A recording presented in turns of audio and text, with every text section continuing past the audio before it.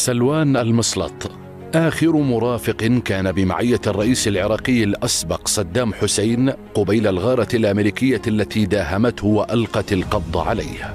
هو سلوان إبراهيم عمر مسلط المولود عام 1974 في محلة الحارة بتكريت، والتي أكمل فيها دراسته الابتدائية والثانوية. تطوع عام 1989 للخدمة في الحرس الرئاسي الخاص، وعمل في الحماية المرافقة لزوجة الرئيس التي تربطه بعائلتها صلة القربى. انتقل عمله فيما بعد بالقرب من الرئيس ليكون في خط حمايته حتى عام 1999، حيث قدم استقالته لأسباب لم يفصح عنها، وذهب يمارس أعماله الحرة في الزراعة. وبعد الاحتلال الأمريكي للعراق عام 2003 واختفاء الرئيس، قرر الالتحاق به مرة أخرى، وبقي مرافقا له حتى آخر يوم له.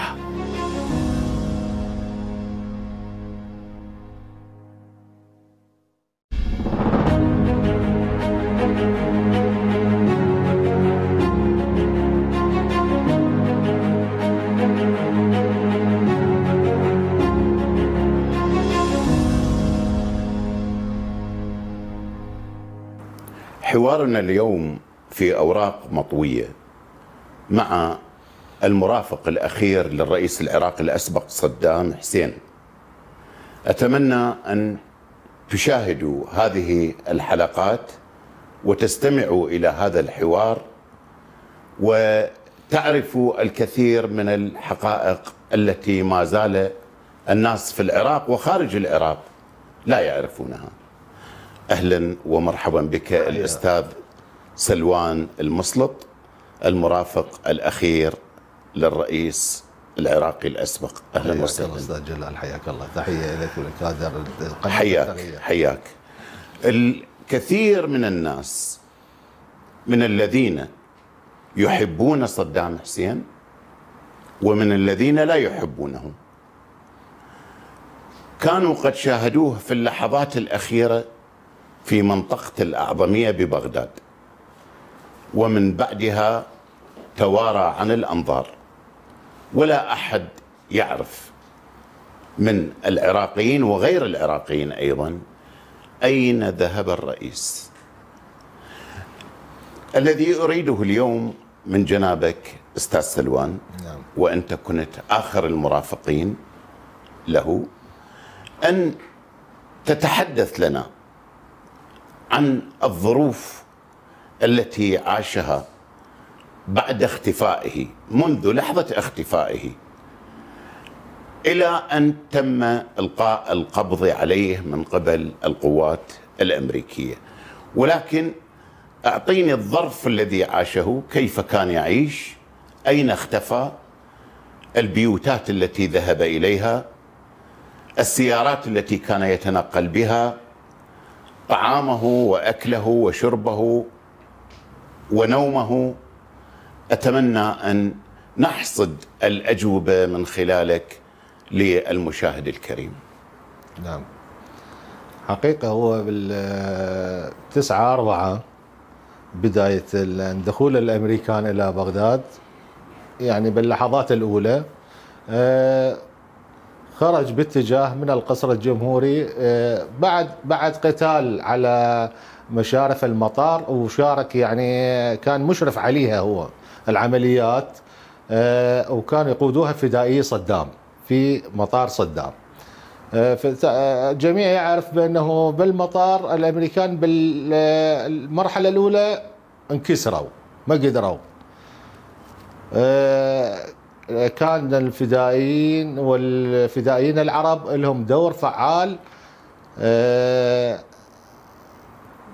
لم يسمحوا للأمريكان التقدم باتجاه العاصمة بغداد.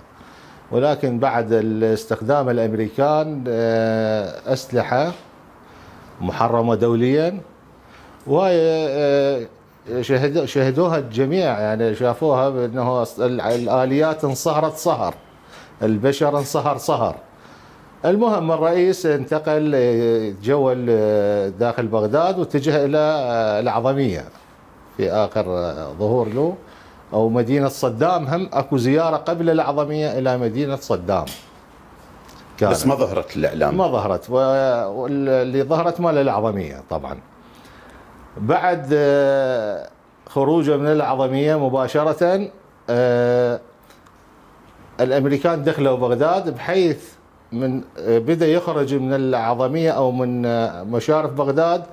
الأمريكان وصلوا بحيث قطعت الدبابة الأمريكية الرئيس، فصلت الرئيس عن الدوريات الحماية اللي كانت تترافق الرئيس، يعني بأجهزة. لا الدبابة دخلت قطعت الطريق. نعم. بحيث شطرت الموكب مال الرئيس إلى شطرين، شطر بقى.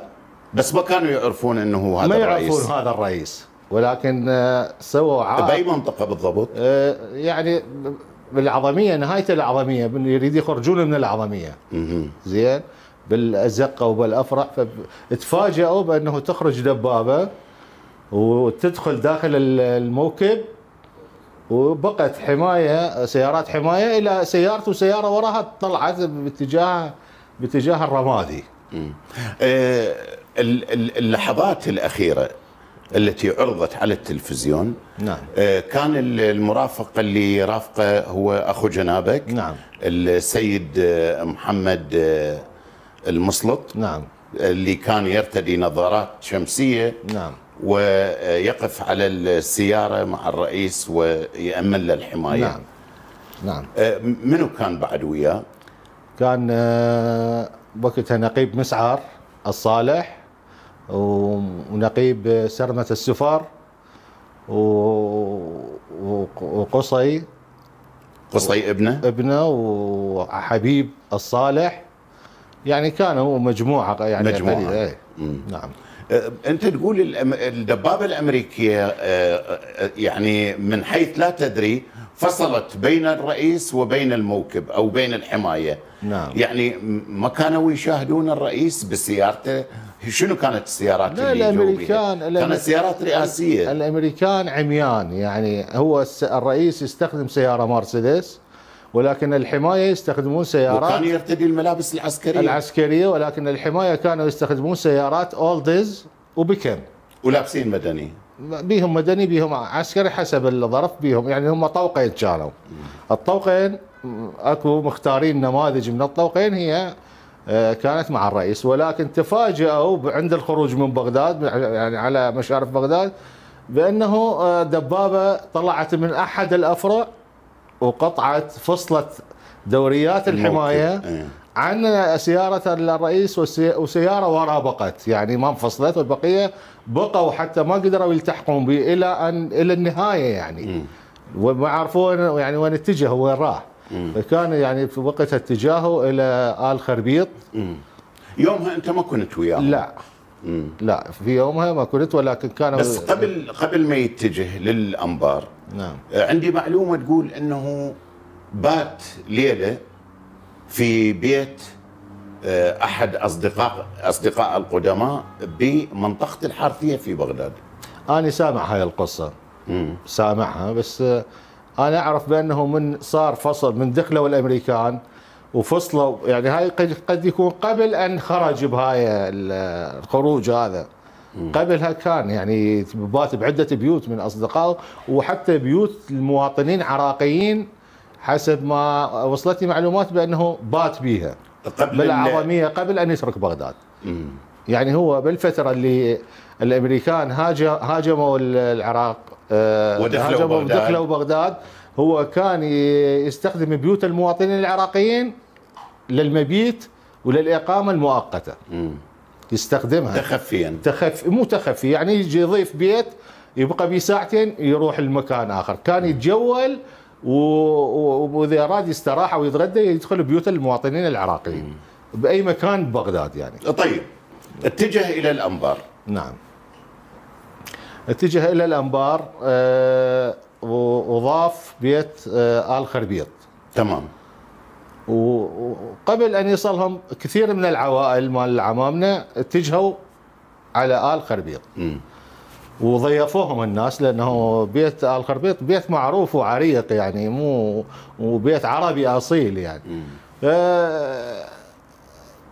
اخر يعني قبل يعني كل الناس كانت موجوده من عمامنا. هو دخل عقيد راكان.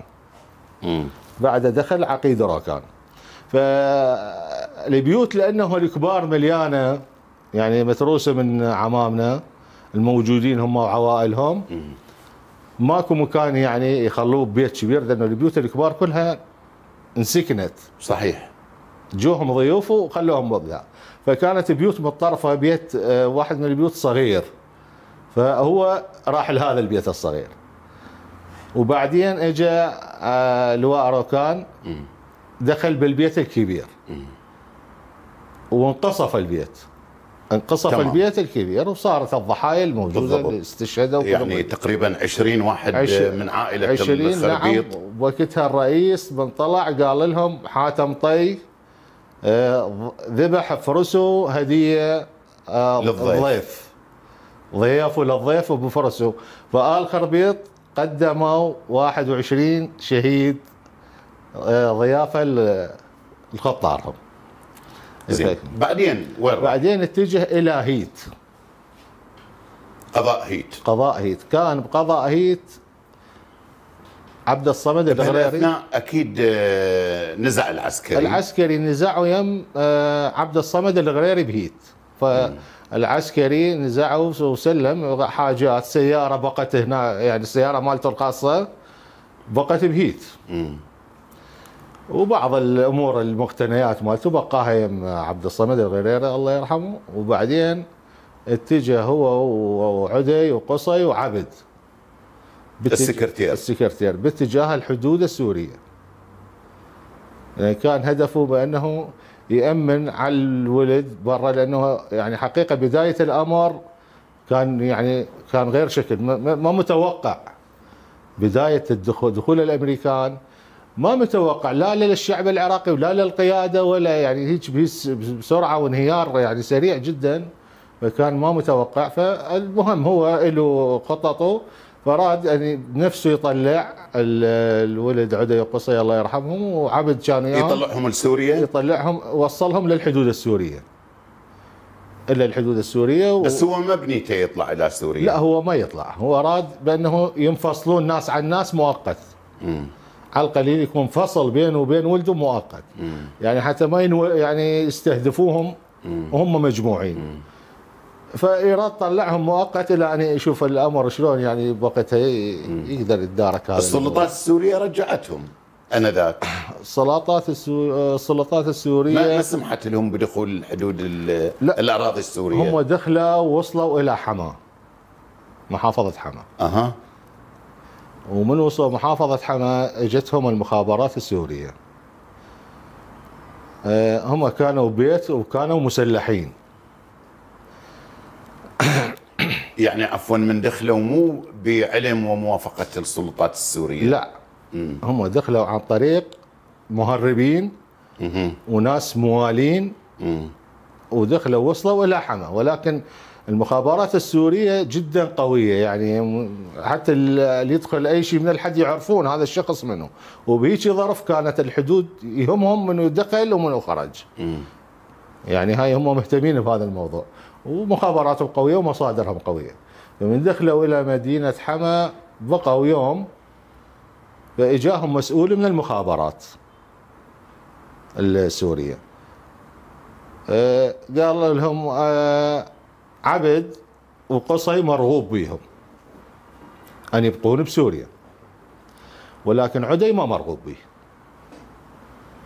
فقصي قال ما دام عدي ما مرغوب بي يعني بالنسبه لي ما اعوف اخويا. وعبد قالوا له الولد قالوا له يلا ويانا، يعني اذا مرغوب بيك واذا ما مرغوب نطلع سوا. فالحقيقه المخابرات السوريه ارادت يعني بانه هي تشيلهم يعني بيديهم يوصلوهم للحدود العراقيه. يعني ياخذوهم على شبه اعتقال ويوصلوهم، ولكن عدي كان عندهم سلاح وسحب سلاح وقال لهم احنا راح نطلع بسيارتنا، وقالوا له احنا نمشي وراك. هم كانوا خايفين من عدي يعني حيل الدوريات اللي رافقته، ورجع للحدود السورية ورجعوا إلى قرية أصديد من عمام الشيخ حواس الأصديد حواس أو شمر. عياد أصديد الله يرحمه شمار. ووصلوا إلى هناك وبقت المخابرات السورية مباريتهم دوريات. وبعدها راح نرجع على قصة عدي وقصي. نعم. بس خلينا في الحديث عن مرحلة اختفاء الرئيس. نعم. يعني يا ريت له بعد هيت او بهيت ايش قد بقى؟ ما بقى ايام معدوده، لانه هو خلال من 9 نيسان يعني خلال 10 الى 15 يوم هو دخل تكريت. يعني خلال 15 يوم، من 10 الى 15 يوم هو دخل تكريت. تمام. ومن دخل تكريت توجه مباشره الى الدور. بقى يم عبد الملك اول ما دخل الدور اتجه باتجاه قيس النامق، ولكن هو من اتجه القيس النامق مو مقيم دائما، ولكن قلت لك هو متعود بانه يبقى ببيت ساعتين، فهو يعني كان في باله بانه يتجه لبيت قيس النامق، ففعلا اتجه لقيس النامق وكان وياه مسعر. قيس النامق ايش كان بوقتها؟ كان من جماعة 40، عندنا مجموعة بالحماية يسموها جماعة 40. هم طباخين وبيوت شعر ذات النصب والصيد والى اخره، فكانوا هم او بحيرات اسماك، يعني هم يعني مشرفين على كل شيء. مجموعة يسموها مجموعة 40. وكانوا بالنسبة إلى بيت قيس النامق موضوع ثقة، واختار أن هو عنده علاقة بهم مسبقة يعني، ويعرفهم ويعرفهم من أيام العبور، من وقت عبد الكريم قاسم. لأنه منطقة العبور هي من يمهم صارت من هذا المكان. نعم هذا صحيح. إيه، فهو اختار هذا المكان لهذا السبب، فاجى عليهم وقصدهم، وبعدين بعث رسائل ويا قيس، رسالة لعزة الدوري، وبعث رسائل وراح ورد رجع على قيس. راح وين؟ يعني راح يمكن لعبد الملك. راح لعبد الملك. زين، راح لعبد الملك، بقى يم عبد الملك يعني 20 يوم 28 يوم 20 يوم، بقى بضيافة عبد الملك. اللي هي بأي منطقة؟ اللي هي هم عندهم مزرعة بجلام الدور، وبيتهم بداخل المدينة مال الدور. فهو بقى بالمزرعة مالتهم مال جلام الدور، بقى هاي الفترة اللي هي من 20 إلى 28 25 يوم، بهاي الفترة بقى. شنو السيارات اللي كان يتنقل بيها؟ قيل مرة انه هو شايفينه صاعد بسيارة اسعاف، مدى دقة هذا الكلام؟ لا، هاي اقاويل، يعني الناس تتحدث كثير كلام هو ما له صحة، كله اجتهادا او يسمع منا بالحقيقة ما له مصداقية. شنو السيارات؟ يعني يستخدم السيارات اللي مثلا راح يم عبد الملك، يستخدم السيارات اللي يستخدمها عبد الملك، سياراتهم الشخصية. شنو سياراتهم الشخصية؟ عندهم سيارات شخصية، بيكم، سوبر، يعني برازيل، فهو يستخدم سياراتهم الشخصية، هو ما عنده سيارة. يعني السيارات ما عنده خلاص. فبقى على هالأساس يعني. وكم واحد من الحماية في تلك الأثناء بقوا وياه؟ أنا سامع عقيد خليل. أستاذ، هي مرحلتين كانت. لا، نتحدث هاي المرحلة الأولى كان ويا عبد الله الماهر، العبد الرشيد، وسرمة السفر، ومسعر الصالح. 3 أشخاص. ايش كان يرتدي بالتنقل؟ يعني مثلا يلبس الزي العربي عقال؟ نعم، الزي العربي هي دشداشه وعقال واشبه. واطلق اللحيه؟ بالبدايه ما اطلق اللحيه، ولكن يعني بعد فتره، يعني خلال بدايه الامر لا، بس خلال الشهر الثاني بدا يطلق اللحيه. طلق كل شيء، الشعر واللحيه. نعم. لتغيير ملامح الشكل او للتمويه؟ والله هو ما يهم الرجل التغيير، يعني هو الخوف ما يخاف من شيء، وهو مؤمن برب العالمين. اللي شفناه به رجل مؤمن وما يدير بال المساله يغضبوه او يعني ما يعرف المصير، يعني ما سأل عن المصير بأي طريقة ينتهي، ولكن طلقهن حزنا على البلد، حزنا يعني ما ظلت له نفس بأن يحلق أو ما اهتم بهذا الموضوع. كان يثق بالأكل اللي يقدم له ويأكل اعتيادي طبيعي، لو أكو من كان يعد له الطعام بشكل خاص له أو كيف يعني؟ لا، يأكل أكل بيت. يثق بالأكل. نعم هو ذاق بهم على روحه. يعني هو مأمن نفسه. يعني إذا يقدموا له أكل، هو لو ما عنده ثقة بهم ما جاء عليهم. وبعدين هي الناس بابة عرب، يعني الضيف يعرفون يعني، وهو الناس هذول يعرفهم من اجى عليهم، يعني مو جاي هيجي. فلذلك لا، ما يتبع وراهم، الاكل ينطبخ بالبيت ويتقدم. ببيت قيس النامق، بيت قيس او بالبيت عبد الملك او اي بيت هو كان به. هو عاد بقى اخر الفترات كلها يم قيس. فكان قيس يطبخون بالبيت بالفوق اللي بالمدينه، يطبخون الاكل وينزلوا له اياه بالسياره غداء او عشاء او الريوق الافطار. لا، عنده مطبخ صغير بالمكان يسوون ريوق فطور. عندي معلومه تشير الى انه عائله او بيت قيس النامق اكرموا امراه وتم تزويجه منها. لا علم لي بذلك، لانه هذا سمع، يعني نحن نسمع بس. ايضا سمعت بهذا انت؟ يعني سمعت من الناس، بس كشخص بياني هذا الموضوع ما صار قدامي. ما عندك ما صار قدامي لا. ايش قد بقى تقريبا هو من الفتره، من خلينا نقول من 9/3 الى 12/12 تقريبا، مو تمام؟ خلينا نقول 4 9/4 من 9/4 عفوا. نعم. اللي هو اخر ظهور قلنا بالاعظميه. نعم. الى شهر ال12، يعني الخامس السادس السابع الثامن التاسع العاشر 11 8 اشهر. 8 اشهر بقى بالاختفاء. نعم. يعني انا اتمنى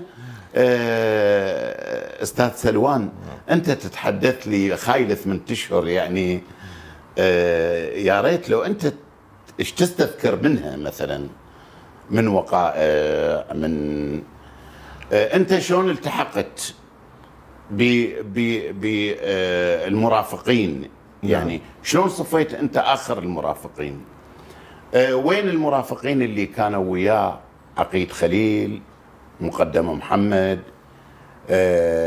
واحد من بيت الحدوشي اعتقد محمد الحدوشي، محمد الحدوشي. نعم. وصمد الحدوشي. لا، صمد استشهد ويا عدي وقصي. نعم، كان مرافق لهم واستشهد معهم. وفعلا هذا الشخص صمد الحدوشي اثناء ما كان بالحمايه وياه كان يدرس طب، ويقال انه وصل الى صف 5 طبيه. ما عندي معلومه، ولكن اكثر الحمايه بدأوا يدرسون، يعني هم يداومون بالحمايه يدرسون جامعات. يعني الهندسه، الطب، القانون، اكثر شيء القانون يدرسون. نعم. لان هو بدا هو يشجع من البدايه على الدراسه، دائما يشجع على الدراسه. اذا نرجع الى مضمون الحديث في هذه الفتره، وشلون انت اجيت، وهاي ال8 اشهر يا ريت المحطات اللي بيها انت تتحدث بيها باسهاب. نعم. المشاهد متشوق لان يسمع منك. نعم، واحنا مطلوب منا نوصل الحقيقه للجمهور وللناس. أكيد. نعم اكيد. بعد استشهاد، طبعا استشهدوا عدي وقصي الله يرحمهم مصطفى، هو كان باستضافه عبد الملك ابو مروان. كان هناك، فالخبر من اجا بالبيت، بيت حج ضامن وعبد الملك، ونقل الخبر اخوي العقيد خليل. نقلوا له الخبر، طبعا هو يريد يتغدى، كان الغداء مجهزين له اياه. فخليل قال لعبد الملك بانه الولد استشهدوا، فعبد الملك بدا يريد يقولها، ففعلا قالها قبل ان يتغدى الرئيس، قبل ان يمد يده على الاكل، قال له عود الولد استشهدوا. فحتى صار بها لوم بانه خلوه يتغدى وقولوا له ورا الغداء ليش يعني. المهم فقال منو؟ قال له عدي، قال عافيه. والنوب قالوا له قصي، قال عافيه. وقالوا له مصطفى حفيده كمان، فقال عافيه. فانتهى الموضوع. ما وكان يعني معنوياته عاليه، يعني ما كنت موجود، ولكن اخوي خليل من رجع علي مباشره من يمه نقل لي القصه بالكامل. قال من نقلنا له الخبر قال عافيه عافيه عافيه على ثلاثتهم. بس ما تغدى. ها؟ ما تغدى. يعني كان بيها لوم بانه ليش ما عبد الملك ليش ما خلاه يتغدى؟ يلا قال له نعم. يعني ليش؟ نعم. ويا ما يريد يتغدى قال له هيش الخبر بهالطريقه هاي. ايه فصارت هيك. هو بعدين هو قبل ان يستشهدوا تمت عمليه الاستشهاد صار لقاء بينه وبين عدي وقصي. وين؟ مزرعه قيس النامق. كان لقاء بالمزرعه، من كان يروح على عبد الملك ويرجع على قيس النامق، كان يعني بدايه شهر بهالطريقه هاي التنقل. اذا معناها تقريبا اكثر الاماكن اللي كان يتردد عليها بس المكانين، هو المكانين بالبدايه، ولكن الاستقرار الطويل بقى يم قيس. بس بدايه الشهر الاول هو كان بين قيس وعبد الملك. فكان لقاء وهو بعث عليهم حتى يشوفهم ويقول لهم افترقوا، يعني من بعد لا تبقون سويه. هو المقصود بانه مندز عليهم يريد يشوفهم، هم حتى يشوفهم وحتى يقول لهم افترقوا لا تبقون سويه، يحسب حساب بانه اذا صار حدث ما يروحون اثنينهم بالحرب. راح نتحدث بهذا الموضوع وبتفاصيله، ولكن بعد هذه الاستراحه احبتي المشاهدين الكرام ابقوا معنا لا تذهبوا بعيدا، استراحه قصيره ونعود.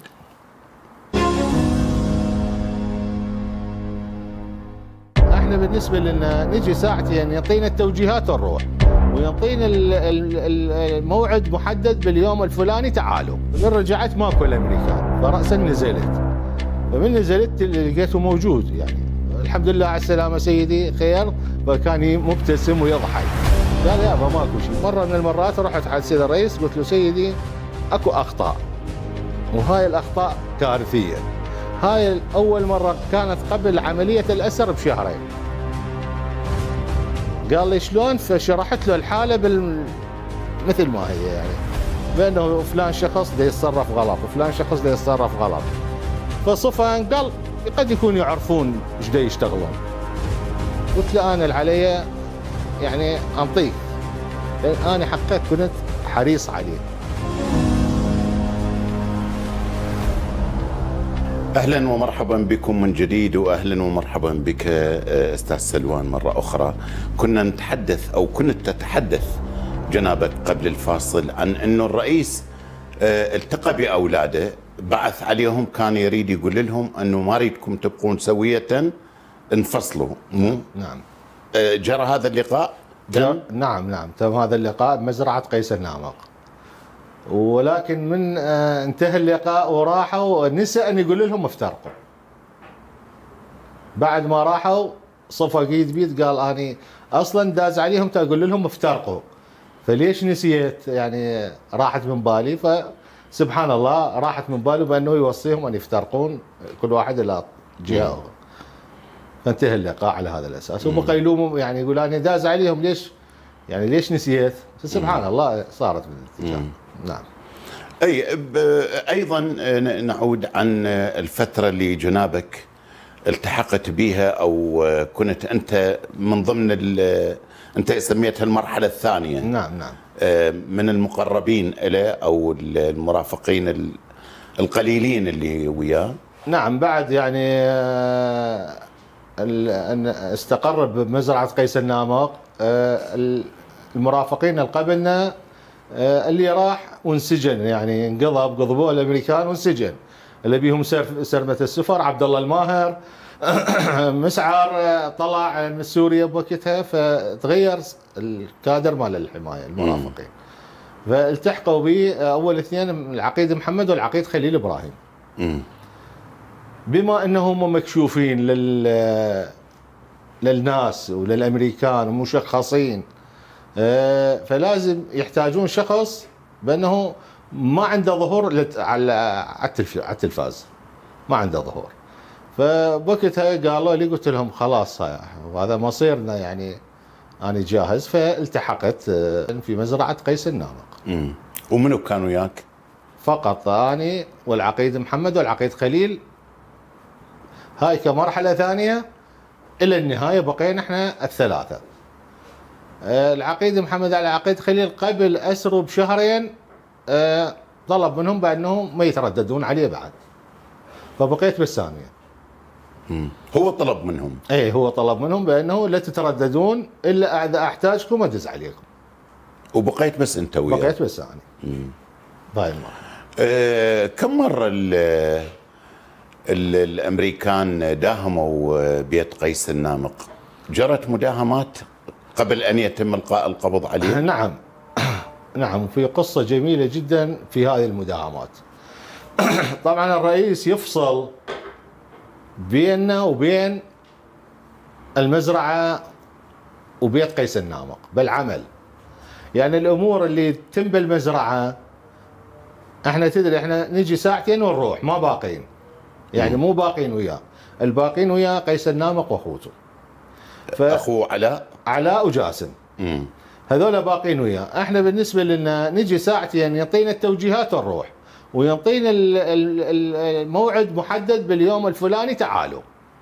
يعني مو مسموح لنا بانه بكل وقت نجي عليه او باليوم اللي بكيفنا. هو يحدد، هو يقول لنا مثلا يا ابو سلوان تعالني يوم الجمعه او الخميس ساعه 2 الظهر، انا التزم بهذا الموعد. فهو حقيقه كان يفصل بين عملنا وبين بقائه ببيت قيس النامق، بحيث شدور امور بيت قيس النامق او بالمزرعه احنا ما نعلم بها. هاي من احد عمله يعني. وشكو امور تدور بيننا وبينه ربع قيس النامق ما يعلمون بها. انا لاحظت هاي المساله. وبما انه داهموا المزرعه 3 مرات قبل الاسر، قبل المداهمه الاخيره. داهمت المزرعه 3 مرات. المره الاولى احنا ما ندري، المره الثانيه احنا ما ندري، المره الثالثه لانه داهموها بالوقت اللي انا رايح عليه، اللي كان بيني وبينه موعد اللي الساعه 2 الظهر. فاني جيت بالطريق اللي يروح للمزرعه، تفاجأت من اريد انزل للمزرعه اخذ يسار وانزل، تفاجأت بالدوريات الامريكيه داخل المزرعه. فما نزلت، كملت بوجهي. ظليت يعني وجهي العليه.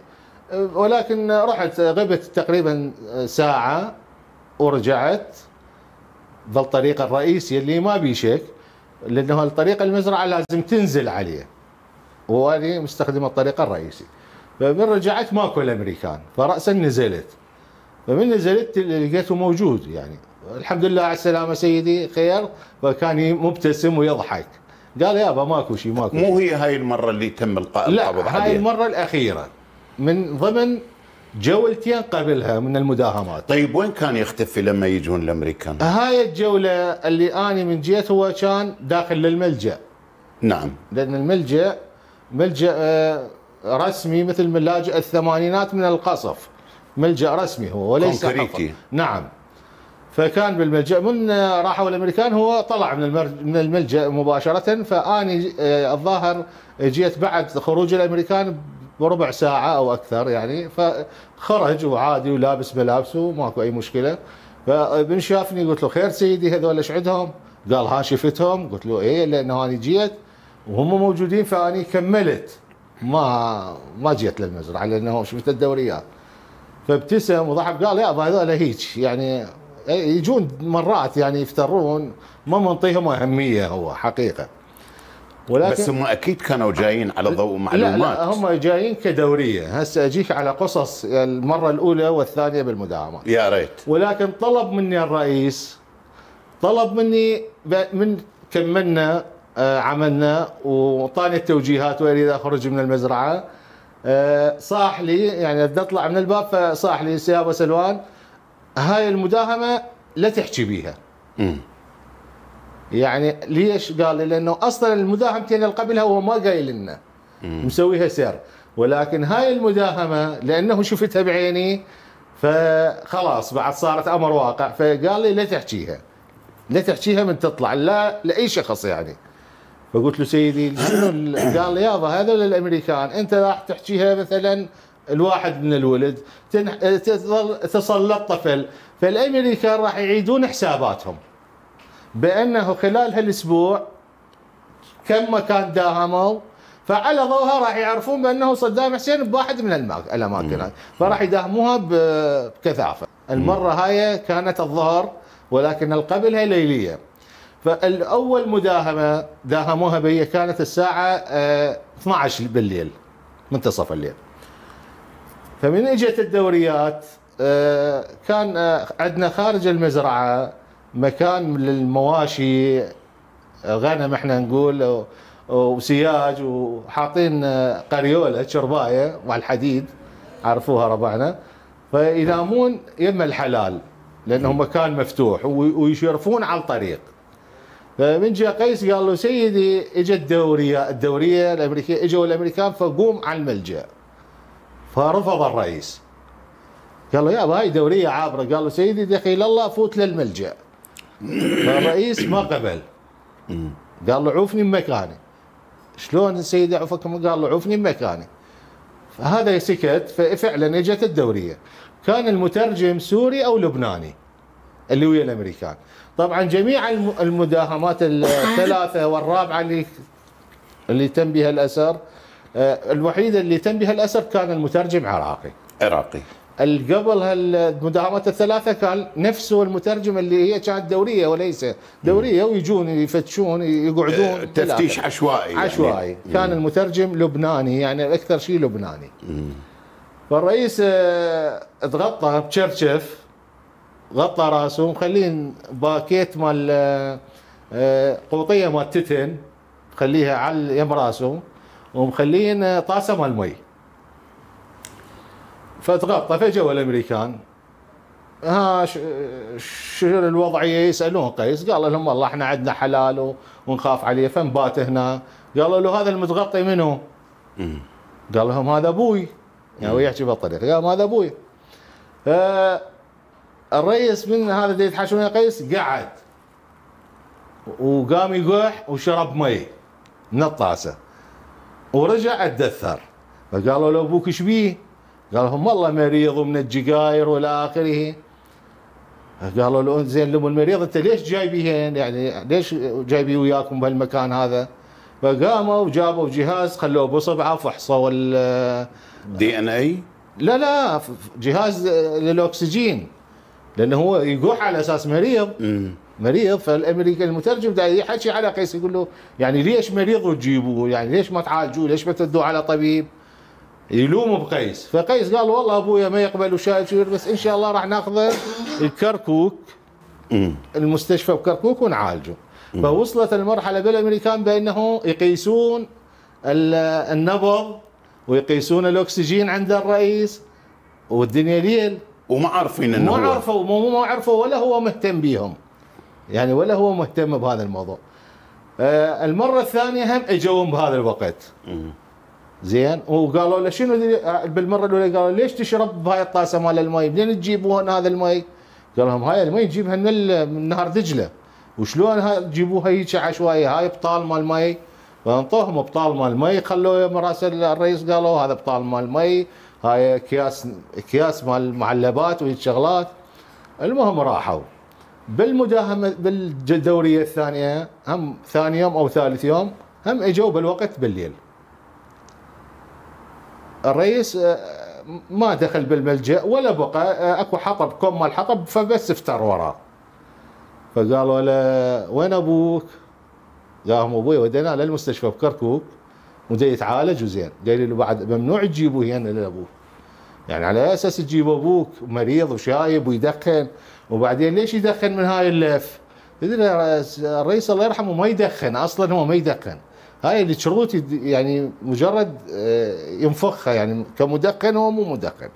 جايبين وياهم تكة جقاير مال بورو وتكتين ميامي في وقتها، فقايلين له هاي للحج، يعني خاف تروح وتدي له اياها للحج. فقلت لك يعني على هو ما سائل على الامريكان، وكان يعني مؤمن بقضاء رب العالمين وقدره يعني. فهاي اللي قصص المداهمات اللي صارت اللي هي قبل الأخيرة. كنتم مفكرين أن تنقلوه إلى بيت آخر، بيت بديل،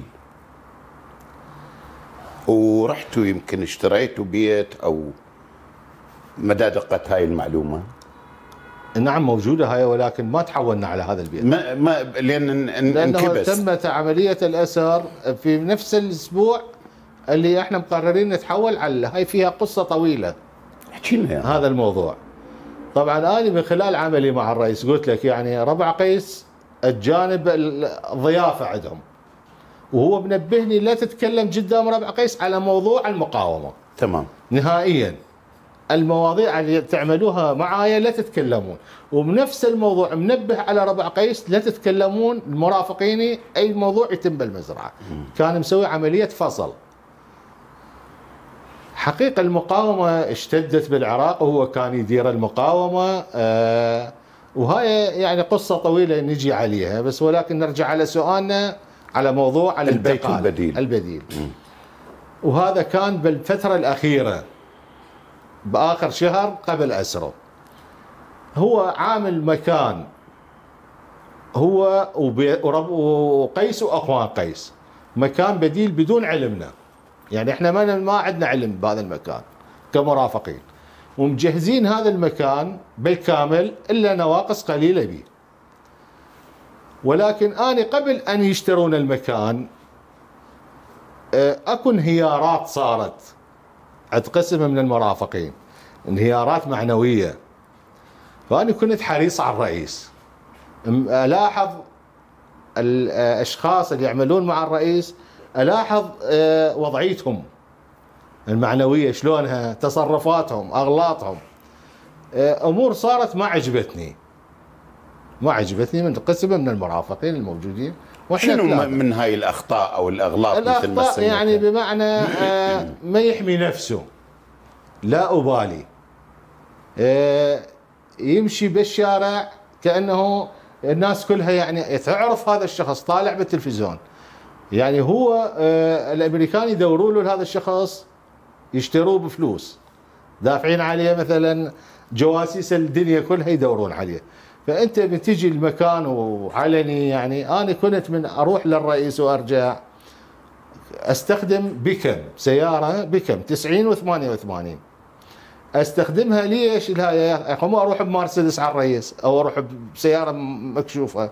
أحاول بأنه السيارة أختارها من ضمن السيارات اللي بالمنطقة. المزارع شنو السيارات اللي تحتويها؟ هي البيكم، فأختار بيكم. شيكو بالمزارع اكو ناس عندها غنم، عندها ابقار، فلازم اتعامل بطريقه، لانه انا من اجي واطلع لازم المجاورين ما يعرفون هذا الشخص منه. تكون جزء من البيئه، جزء من البيئه، ما يقولون اكو شخصين. وبعدين يعني المزرعه مال قيس اصلا مشبوهه بانه قد يكون النائب عزت بها، لانه اكو علاقه قويه بانه المسؤولين، اكو علاقه بين عزه المسؤولين وبيت قيس النابق. فخاصة بالدور ينتبهون على كل شيء، على أي شيء ينتبهون. فقلت لك أنا استخدم السيارات بما فيها كية، فمرات أخلي بقرة من أصل، أقول له قيس نزل البقرة، حط أي شيء، إلى أنا أكمل مع الرئيس، أكمل الاجتماع ويا الرئيس، من أطلع ألقى قيس منزل البقرة، على أساس صار بيع شراء بالمزرعة، حتى من نطلع من المزرعة الناس يعرفون بأنه صارت عملية بيع شراء حلال، أو جبت مثلا تانكي غاز أو تانكي نفط وصلته ورجعت. فالطريقة كانت حيل ناجحة هاي، ما صار شك بيها. فمن شفت هاي الأخطاء موجودة العلنية اللي الشخص مستوى ضابط كبير، وفي أهم مرحلة حرجة، هاي المرحلة لازم ينتبه على نفسه، ومطلوب للأمريكان تصير عنده أخطاء، وأخطاء قاتلة قد تكون. فمرة من المرات رحت على السيد الرئيس قلت له سيدي أكو أخطاء، وهاي الأخطاء كارثية. هاي أول مرة كانت قبل عملية الأسر بشهرين. قال لي شلون؟ فشرحت له الحالة مثل ما هي، يعني بانه فلان شخص ده يتصرف غلط، فلان شخص ده يتصرف غلط. فصفن قال قد يكونوا يعرفون ايش دا يشتغلون. قلت له انا اللي علي يعني انطيك، لان انا حقيقة كنت حريص عليه، لانه لو نتركه بحال سبيله لو نكون حريصين عليه. فالمرة الثانية اللي هي قبل الأسر ب10 أيام تقريبا، الأخطاء بلشت يعني تكون راح تنهي الموضوع. أنا أشوف حتى صاروا يشربون أخطاء قاتلة، يعني أخطاء بأنه راح تنهي المسألة بطريقة ما نرتضيها، يعني لا لنفسنا ولا الرئيس الله يرحمه. فتحمست حيل، صار عندي زعل، فقلت راح اروح لازم انطيه الموضوع بانه 1 2 3. هاي الاخطاء بكيفه يريد يتقبلها او ما يريد يتقبلها. اني واجبي الاخلاقي بانه ابلغه اكو خطر راح يصير. فرحت على الرئيس الله يرحمه قلت له سيدي اني اكو موضوع ما اقدر اسكت عليه. قال لي شنو سلوان؟ قلت له الموضوع جدا صار خطر، يعني قد يكون الامريكان يصلوك بين ساعه او ساعتين او اسبوع، يعني اكو انهيارات صارت عندنا والامور صار لا ابالي. قبل ان اروح عليه قلت له سيدي اقترح، عندي مقترح. قال وهو؟ قلت له ليش ما نطلع عوائلنا؟ احنا مكسوره ظهرنا على عوائلنا حايرين بيهم، كل شخص من عنده عائله خاصه. انا عندي 21 نفر، الاخر عنده 7 8. قلت له ليش ما نطلع عوائلنا الى اي بلد عربي ونبقى احنا وياك نموت سوا ونطيب سوا. قال يابا انا اللي تريدوه انتم سووه، يعني بدون ان ترجعوا لي. فرحت بلغت الويايه بانه هذا الموضوع خلي نطلع عوائلنا. ليش احنا حايرين بشغلنا ويا الرئيس وحايرين بعوائلنا، والمداهمات قويه علينا وعلى الرئيس لانه احنا طلبنا بعد انتهى الموضوع. فمن نقلت هذا الموضوع للويايه رفضوا هذا الشيء.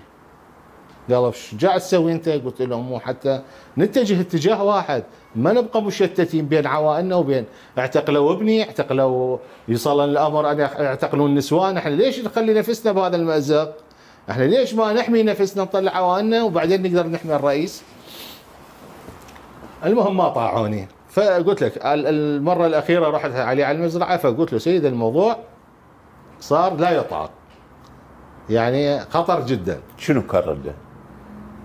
رده قال يابا قيس كان واقف بعيد يم باب المزرعه.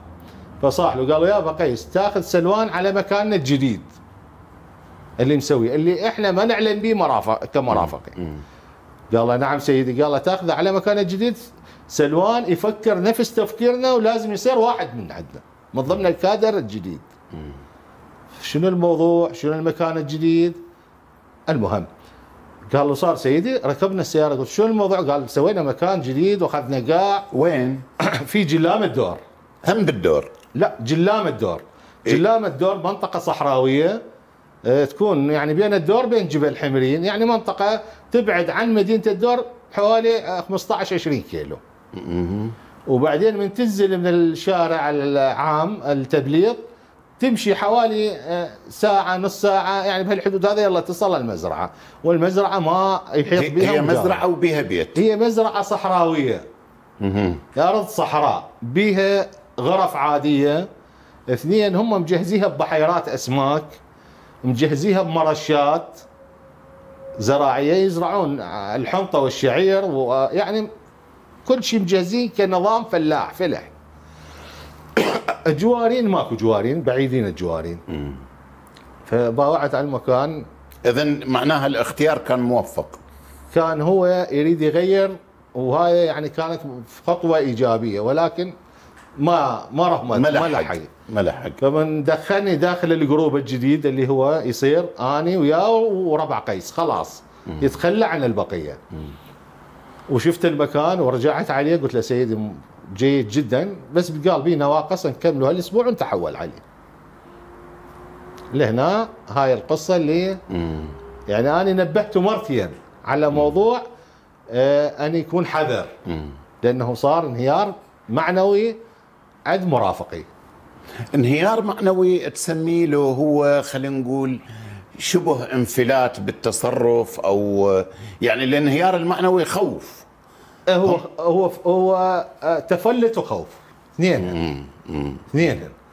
لانه يعني انت بتكون بهيك موضوع وما تدير بال وما تحافظ على نفسك، انت امام امريكا بجواسيسها بكل تقنيتها، انت مو امام الشخص وشخصين عاديين. انت تحمي شخص هو رمز يعني للبلد وللامه العربيه وللمقاومه والى اخره. يعني انت كقناعتك انت من ماشي ويا الشخص، انت تدافع عن بلدك. تمام. انت تدافع عن بلدك، هو الدفاع عن البلد مو الا تشيل البندقيه وتواجه العدو. اكو شخص يدافع ببلده، مثلا انا دا اشتغل مع الرئيس، دا يقول لي ودي فلان شيء، توجيهاتي هاني دا اجاهد بطريقتي الخاصه اللي مختاريها لي، مو الا اشيل البندقيه واروح اقاتل. اذا امرني نشيل البندقيه واروح قاتل، فذيك الساعه الامر اخذ منح ولكن انا دا ادافع عن بلدي بالطريقه اللي دا يختاروا لي اياها الناس الاكبر مني والناس تمام. المسؤولين عن البلد. تمام. نعم. اذا باقي نتحدث عن ليله هو القاء القبض تم عليه بالليل لو بالنهار؟ مباشره كان المغرب مع صلاه المغرب. يعني حدود 5:30 كان في وقتها المغرب، صلاه المغرب كانت وقتها 5:30 اتذكر هيك. تمام. اذا احنا نكمل في الحلقه القادمه الحديث عن اهم مفصل في هذه الحكايه او في هذه القصه، هو يوم القاء القبض على صدام حسين في بيت قيس النامق. احبتي المشاهدين الكرام، الاسبوع المقبل انتظرونا والحديث عن كيفيه القاء القبض على الرئيس العراقي الاسبق صدام حسين، والظروف التي رافقت القاء القبض عليه، ومن وشى به ومن اخبر عنه ان كان هناك واشيا.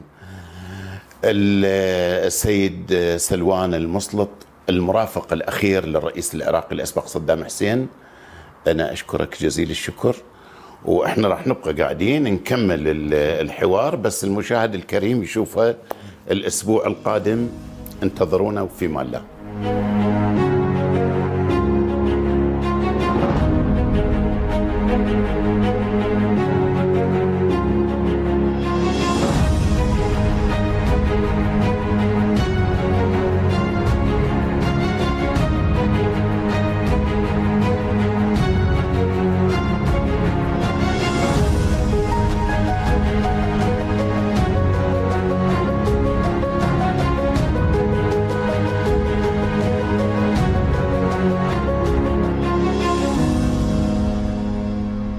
إن أعجبك الفيديو لا تنسى الإعجاب والاشتراك في القناة.